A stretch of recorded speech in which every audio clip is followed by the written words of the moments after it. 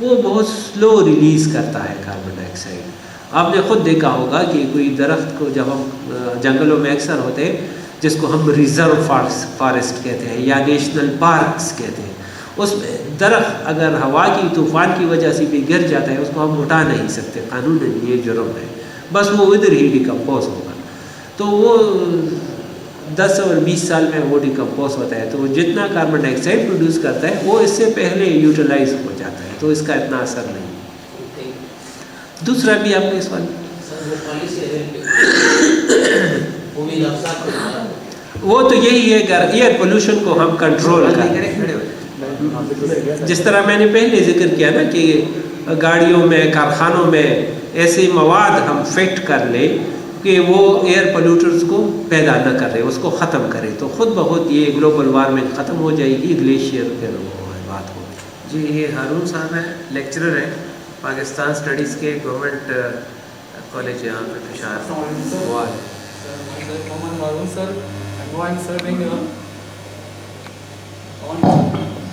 السلام علیکم سر. سر خوش ہوئی آپ سے ملاقات کر کے. سر آپ کا ہم سنتے رہتے ہیں. سر خود میں ایک اسکالر ہوں سر، مختلف ریسرچ پیپر بھی میں لکھ چکا ہوں انوائرمنٹل پروٹیکشنس پر. اور سر میں صرف ریکمنڈیشن دینا چاہوں گا، سوالات وہ سب کرتے ہیں نا سر، ہم یہاں پر اکثر تعلیم یافتہ لوگ بیٹھے ہوتے ہیں، پالیسی سازی کرنا حکومت کا کام ہوتا ہے، لیکن صرف چند گزارشات ہیں ہمارے سر.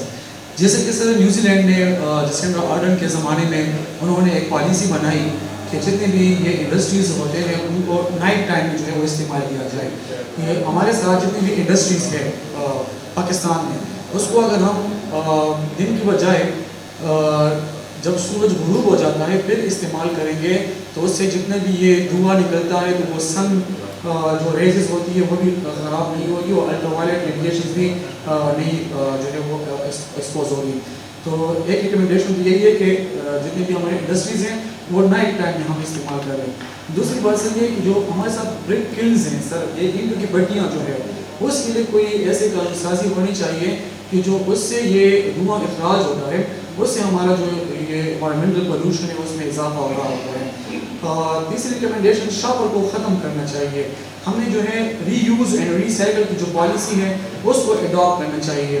حکومت کے ساتھ کافی پیسے ہیں، سب کچھ دھرموں کے لیے وغیرہ سب کے لیے پیسے ہیں، لیکن یہ ہم اکثر دیکھتے ہیں کہ ہم بہت بڑا ڈیلان اکٹھا کر کے اس کو آگ لگا لیتے ہیں. ٹھیک ہے سر، تو ہمارے سٹی، ہم چونکہ سٹی میں رہتے ہیں نا سر، ہم یہاں سے جو گند اکٹھا کیا جاتا ہے تو دور دراز علاقوں میں مضافات میں جا کر جی. اچھا لاسٹ موسٹ ون تھنگ کہ میں ایک پیپر ریڈ کر رہا تھا، کہتے ہیں کہ 2030 میں یہ جو ہمارے ساتھ جو گلیشیئرز ہیں وہ پگھل کے ختم ہو رہے ہیں سر، چونکہ بارش میں نہیں ہو رہی تو یہی وجوہات ہے کہ جن کی وجہ سے ہمارے گلیشیئرز پگھل کے نیچے آ رہے ہیں. تو ڈیزاسٹر کا خطرہ ہے، فلڈ کا، اس کے لیے کچھ پالیسی سازی ہونی چاہیے تاکہ ہمارے ساتھ یہ آنے والے وقتوں میں ہمارا مستقبل سیکور ہو سکے. شکریہ. اور اچھا میں یہ کہنا چاہوں گا نوان سے، بہت اچھے منٹ ٹیکر ہیں ہمارے، اور یہ سارا اس کا ایک تبصرہ لکھتے ہیں بھیجتے ہیں پھر سیلس فون پہ کہ آج کے لیکچر کو ڈاکٹر صاحب اگر آپ کو مزید گزارش کی جائے کہ 2-3 دن تک اس کو آپ انگلش میں لکھ کے ہیڈنگ وائز جیسے آپ نے آج بیان کیا ہے تو وہ نعمان کو اگر آپ بھیج دیں تو ہمارا جو رسالہ، اچھا یہ آپ لائیں تو یہ لے لیجیے، اس سے بہت ہی فرق پڑے گا آپ کے لیے، اور اس کا اردو اور جو بھی آپ نے بھی لکھا سمجھا تو تھینک یو ویری مچ جی. تو یہ میں چاہ رہا تھا کہ وہ ریٹن شیپ میں زیادہ سے زیادہ لوگ، کیونکہ بہت ٹیکنیکل تھا، سمجھے. بہت بہت شکریہ. اور میں اس لیے بھی شکر گزار ہوں کہ دیکھیں انہیں زکام تھا لیکن انہوں نے کوئی بہانہ نہیں کیا، ورنہ کوئی شاید اور ہوتا تو وہ اپنے گھر میں چائے اور اس کے ساتھ پونسٹان وغیرہ لے کے آرام سے ٹی وی دیکھ رہا ہوتا. تو بہت بہت شکریہ آپ کا، دوہرا شکریہ. ہاں ایک سوال، ہاں میرا خیال ہے کوئی سوال ان کے سامنے پڑا ہوا ہے. شورا کے ممبرز کے سوالات تو تھے، مشورے بھی تھے. ہارون صاحب نے برک کلنز کی بات کی، میڈم نے یہ پلاسٹک باٹل اور اس کی بات کی. ابھی 1 مہینہ پہلے انوائرمنٹل پروٹیکشن کونسل کا میٹنگ تھا، اس کو وزیر اعلیٰ چیئر کرتے ہیں، تو اس میں نے ان باٹلز کے بارے میں وہ ڈسکشن کی نا، تو وہ میڈم نے جس طرح डिस्कशन की। चले कोई बात नहीं, खैर खैर आराम से आराम से। खैर इन्हें मैंने बुला ले, खैर चलो अच्छा चले छोड़। Okay sorry. तो मैडम ने जर्मनी का ज़िक्र किया, मैं ख़ुद जर्मनी से पढ़ा हूँ, तो उधर अभी जो रिसेंटली मैं गया था तो प्लास्टिक के बॉटल्स पे उन्होंने एक टैक्स लगाया है। फॉर एग्ज़ाम्पल अगर 1 रुपए का है तो 25 पैसे इस पे टैक्स है। अच्छा, तो वो लोग जो है अगर कोई रास्ते में भी प्लास्टिक का बॉटल देख ले तो वो फ़ौरन उठा देता है, क्योंकि 25 पैसे उसको मिलते हैं। और फिर जगह जगह उन्होंने मशीनें लगाई हैं, बस उसमें वो डालते हैं, वो क्रश करते हैं और उसको रसीद मिल जाता है 25 पैसों का। तो मैंने गवर्नमेंट से ये कहा अगर आप इसको ख़त्म करना चाहिए, एक सक्सेस स्टोरी है, तो इस तरह क्यों नहीं करते? बस ये 20 रुपए का है, इसका कीमत 22 रुपए कर ले, वो 2 रुपए तो वापस मिल जाएंगे, दुकानदार को हम वापस करेंगे, वो 2 रुपए हमें देगा, तो फिर वो ज़ाया भी कर सकता है। तो इसी तरह बहुत सारे ब्रेकलेंस के लिए मैं ख़ुद उस कमेटी का मेंबर हूँ। ब्रेकलेंस वालों को बुलाए, मिन्नती की, समाजती की कि ज़िग-ज़ैग टेक्नोलॉजी पे कन्वर्ट हो जाए।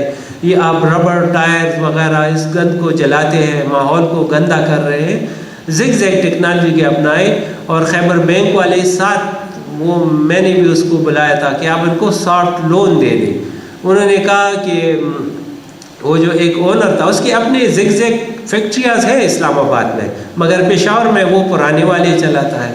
तो उनको हमने सॉफ्ट लोन की बात की, उसने कहा इसमें सूद है, मैं नहीं लेता। मैंने कहा ये 2% है, खैर है आप मत दें, मैं हुकूमत से रिक्वेस्ट करूँगा ये 2% हुकूमत देगी, मगर आप ये उसको कन्वर्ट कर लें। मान ही नहीं रहे, तो अब 25 तारीख को फिर इनके साथ एक मीटिंग है, तो हम कोशिश कर रहे हैं कि इसको भी कन्वर्ट कर ले।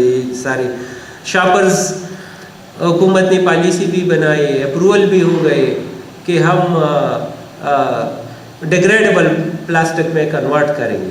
वो थोड़ा सा महंगा होता है, तो इंडस्ट्रीज़ वालों ने एहतजाज किया कि हमें 6 महीनों का टाइम दे दें और इसके बाद फिर हम डिस्पोजेबल प्लास्टिक शॉपिंग बैग बनाएंगे।